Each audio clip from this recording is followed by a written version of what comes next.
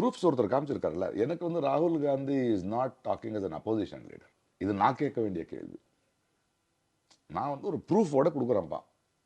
அதாவது ஒரு 6 மாசம் வேலை பார்த்து ஏதோ ஒரு ஆப்பிள் ஃபோனு ஏதோ லான்ச் பண்றோம்ல, அந்த மாதிரி தெளிவா ஒருத்தன் 6 மாசம் வேலை பார்த்துருக்கோம். ஒரு தொகுதியில் நடந்தது இப்படி காமிச்சிருக்கோம். இதுக்கு பதில் கொடுங்க. நீங்க கொடுத்த டேட்டாவை வச்சு தான் பண்ணிருக்கோம். ஏன் கொடுக்க மாட்டேங்கிறாங்க? இப்போ நானும் நீங்களும் ஒரு சொத்தை பத்தி பேசிக்கிட்டு இருப்போம். நான் ஏதோ ஒரு வார்த்தை சொல்லிட்டு நீங்க வந்து நீ யாரையா கேட்கறதுக்குன்னு நீங்க கேட்கலாம். பட் எலெக்ஷன் கமிஷன் கேட்கக்கூடாதுல்ல அப்படி. ஒரு ஆர்பிஐ கேட்கக்கூடாதுல்ல அப்படி.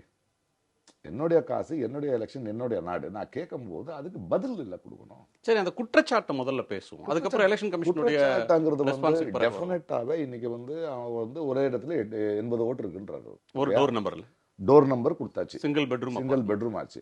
அதுக்கப்புறம் இந்தியா டுடே போகுது, ஆல்ட் நியூஸ் போகுது, உண்மைன்னு தான் சொல்றாங்க. அந்த ஓனரு அந்த 80 பேரை நான் பார்த்ததே இல்லைங்கிறான். அது வந்து ஒரு சின்ன சின்ன சின்ன ரூம் இருக்கிற ஒரு 8-10 ரூம் இருக்கிற 5000 ரூபாய் மாசத்துக்கு வாடகை கொடுக்குறாரு. இல்லை சார் வந்துட்டு இருப்பாங்க போயிட்டு இருப்பானுங்க. ஒரு வீட்டில் ஒரு பெட்ரூம் ரூம்ல 80 பேர் எங்கே இருக்காங்க சார்? அதில் ஒருத்தன் இருக்கான் சார், அவன் வந்து லாஸ்ட் வீக் நம்ம 6 மாசம் தான் ஆச்சு வந்து நான் எனக்கு தெரியாதுங்கிறான். பக்கத்தில் 36 வருஷமா ஒருத்தன் இருக்கான். இப்படிலாம் இல்லையா? இதுங்க இத்தனை பேர் இல்லையாங்கிறாங்க. அப்ப என்ன சொல்றீங்க? உன்னுடைய டேட்டால அப்பா பேர் XUK கோப்போ எப்படி ஆகுது? ஒரு வீடு நம்பர் 0 எப்படி ஆகுது? ஒரு தெரு நம்பர் 0 எப்படி ஆகுது? அது எல்லாத்தையும் டேட்டாவை உங்களுடைய டேட்டாவை எடுத்து காமிக்கிறாருல்ல.